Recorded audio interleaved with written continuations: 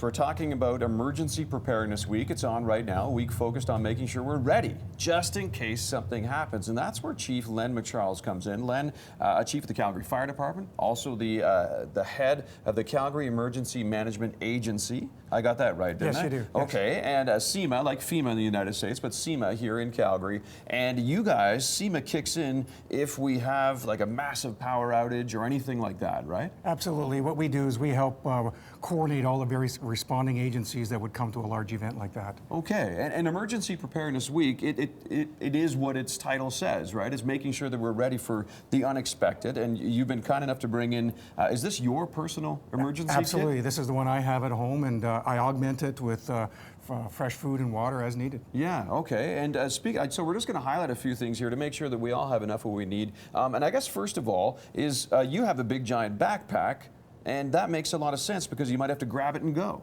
Absolutely. In fact, depending on the size of the family you might be looking after, you might actually need a larger duffel bag. True. Because it does depend on how many folks you're expecting your kit to work for. Okay, okay. And the basic things in here, a lot of us would think of, flashlight and batteries and things like that. But you also have like a camping pot. Now, what's this for? Well, that was, you know what, on our website, we have just a basic list of what a emergency preparedness kit would be. Okay. So what I've done is taken that list and I've augmented it with a few things that I think I would want in there. Again, not knowing the circumstances I'd really be under. Sure. So in this case, I have pots and actually a stove. Okay.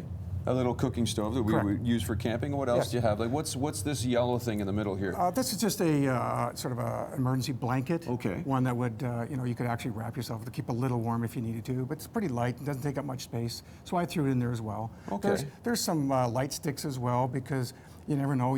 Those things can work for 8 hours. You might just want to light up a room. Sure. I mean, again, the circumstances could be you could have no power, perhaps, no water, those sort of things. So it's about thinking through what your circumstances might be and what might you want to help keep you comfortable. Okay, it's interesting. There's like an all-in-one tool here, flashlights, batteries, of course, first aid kit. When it comes to food and water, how many days do you think we should keep in our kit at home? Like, how many days should we plan for?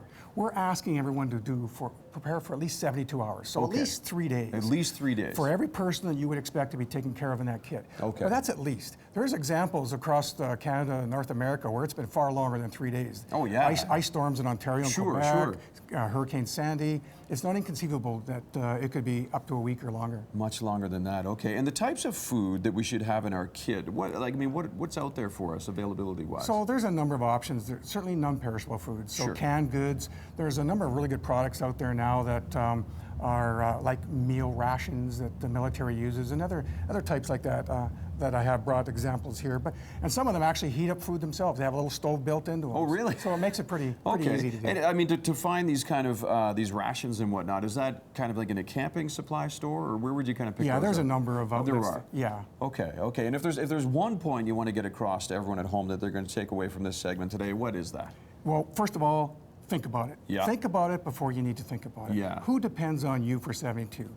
Putting a kit together is really important. Have a radio, have a flashlight, have some things that is going to help you be more comfortable for 72 hours. Whether it's in your home, because again, you could be without power or water, or maybe there's no groceries at the grocery store for some reason, that you actually have some things that you could take care of yourself in your home, or if you're asked to leave in very short notice, that you could take this kit and be comfortable elsewhere. Yeah, because you never know. You might end up, 5 blocks away from your house, and you're not allowed to go back for a month. You got it. That's exactly right. You never know. All right, Emergency Preparedness Week. That's what's happening right now. We have a web question that we want your input on this morning. Do you have an emergency kit for you and your family? Let us know at breakfasttelevision.ca. Len, good to meet you. You. Good You to as see well. you. Great advice. Really interesting ideas. Keep it in mind for emergency.